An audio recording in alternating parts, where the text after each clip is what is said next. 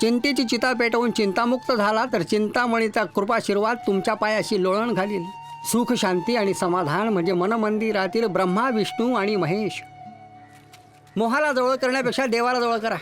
गणात गण बोटांग बोटांग. वा माय महाराज, मोठ्या आशेने आलोय. पोरीचं कल्याण करा. मातृत्वाचं दान बायजाच्या पदरात टाका आणि तिचा संसार सुखाचा करा. माई, विधिलिखित चुकलंय का कुणाला?